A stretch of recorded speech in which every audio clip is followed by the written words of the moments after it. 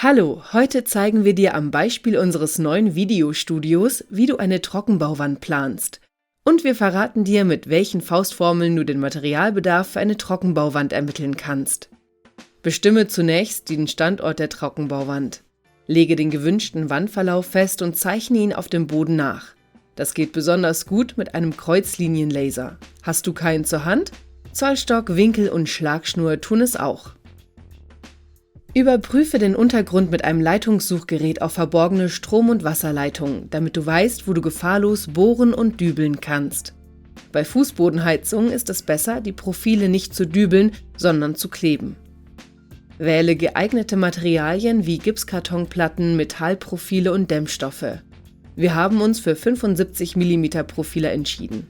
Bei einer beidseitigen Doppelbeplankung mit 12,5 mm dicken Gipskartonplatten ergibt das eine Gesamtwandstärke von 12,5 cm. Messe den Raum aus und berechne den Materialbedarf für deine Trockenbauwand. Dafür gibt es folgende Faustformeln. Am einfachsten ist es, UW-Profile zu berechnen. Das sind die Profile, die an der Decke und am Boden montiert werden. Für jede geplante Wand brauchst du also zweimal die entsprechende Wandlänge. Bei einer 4 Meter langen Trockenbauwand also 8 Meter. 4 Meter an der Decke und 4 Meter am Boden. Rechnest du noch etwa 10% Verschnitt dazu, bist du auf der sicheren Seite. Als vertikale Stützen der Wand verwenden wir CW-Profile. Die gibt es in verschiedenen Längen. Du musst also eine Profillänge wählen, die mindestens so lang ist, wie der Raum hoch ist. Die Profile werden in einem Abstand von 62,5 cm montiert. Warum das so ist, erklären wir später. Teile also die Länge der Wand durch 0,625 Meter und runde auf ganze Zahlen auf. Füge ein Profil hinzu. Fertig.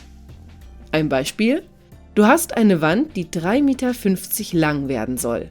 Teile 3,50 Meter durch 0,625 Meter und du erhältst 5,6. Runde auf die nächste ganze Zahl, 6, auf und addiere ein Profil dazu. Macht 7. Für deine 3,5 Meter lange Wand brauchst du also 7 CW-Profile. Es geht auch einfacher.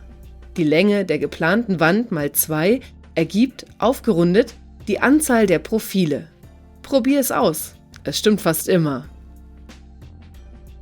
Das Dichtband dient zur Abdichtung und Schallentkopplung der Metallprofile am Boden, Decke und Wand. Die Länge des Dichtbandes entspricht der Länge der UW-Profile, im Beispiel also 8 Meter. Da auch die vertikalen Profile der Wandanschlüsse mit dem Band abgeklebt werden, kommt pro Wand die doppelte Raumhöhe hinzu. Die Metallständer werden in der Regel beidseitig, also innen und außen, mit Gipskartonplatten beplankt. Für eine 4 Meter lange und 2,50 Meter hohe Wand, also 10 Quadratmeter, brauchst du 20 Quadratmeter Gipskartonplatten. Plane zusätzlich 10% Verschnitt ein. Mit 22 Quadratmetern bist du in diesem Beispiel also auf der sicheren Seite. Übrigens, die Größe von Gipskartonplatten variiert. Üblich sind Platten mit einer Länge von 2 Metern, 2,50 Meter und 2,60 Meter. Die Breite beträgt meist 1,25 Meter. Am besten ist es jedoch, die Trockenbauwände doppelt zu beplanken. Das bedeutet, dass 2 Lagen Gipskartonplatten übereinander montiert werden. Das sorgt zum einen für einen besseren Schallschutz, zum anderen ist die Wand stabiler, um Regale und Hängeschränke daran zu befestigen. Bei einer doppelten Beplankung benötigt man natürlich auch die doppelte Menge an Gipskartonplatten. Zeit für ein kurzes Fazit. Planung ist alles. Bestimme die genaue Position deiner Wand. Das richtige Material. Die Wahl der Gipskartonplatten und Metallprofile entscheidet über die Qualität und Stabilität der Wand. Doppelte Vorteile. Eine doppelte Beplankung sorgt für eine bessere Schalldämmung und eine stabilere Wand. Faustformeln anwenden. Genaue Berechnung des Materialbedarfs spart Zeit und Geld. Untergrund prüfen. Ein Leitungssuchgerät gibt Sicherheit vor dem Bohren und Dübeln. Ende gut, alles gut. Die richtige Vorbereitung und Planung garantieren einen reibungslosen Bauablauf. Mit diesen Tipps bist du bestens gerüstet, um den Trockenbau professionell anzugehen.